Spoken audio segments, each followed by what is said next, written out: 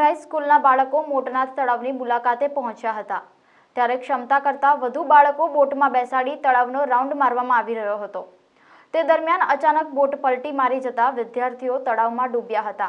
આ મુદ્દે આમ આદમી પાર્ટીના ગુજરાત પ્રદેશ પ્રમુખ ઈસુદાન ગઢવીની પ્રતિક્રિયા આપતા કહ્યું કે આ ખૂબ જ દુઃખદ ઘટના છે। ભગવાન મૃત્યુ પામેલા તમામને શાંતિ આપે, પરંતુ સવાલ એ છે કે પીપીપી ધોરણના રવાડે ચડેલી આ સરકાર જેટલા પણ કોન્ટ્રાક્ટરોને કોન્ટ્રાક્ટ આપી દે છે, જે લાઈફ જેકેટ વિના આવી રીતે રાઈડ કરાવતા હોય છે અને નીતિ નિયમોનું પાલન કરતા નથી, તેના કારણે વારંવાર આવી ઘટનાઓ બનતી હોય છે। કેમ કોઈ ધ્યાન આપતું નથી?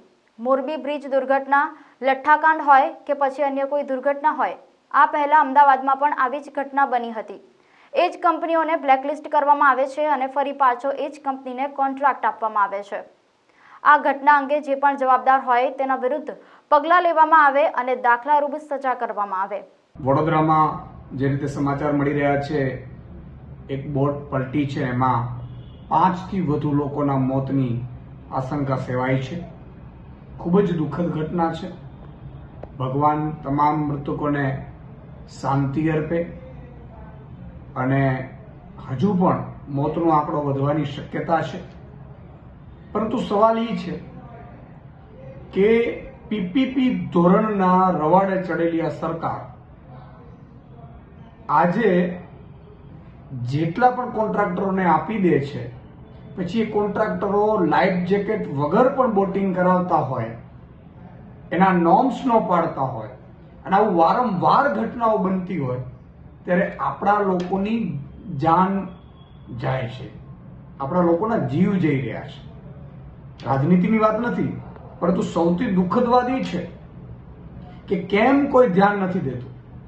મોરબી બ્રિજ ઘટના હોય, લઠ્ઠાકાંડ હોય કે પછી આવી બોટ દુર્ઘટનાઓ, કે આ પહેલા પણ અમદાવાદમાં પણ આવું જ ઘટના બની હતી અને એ જ કંપનીઓને પાછી બ્લેકલિસ્ટ કરવામાં આવે, પાછું એમને કામ સોંપવામાં આવે।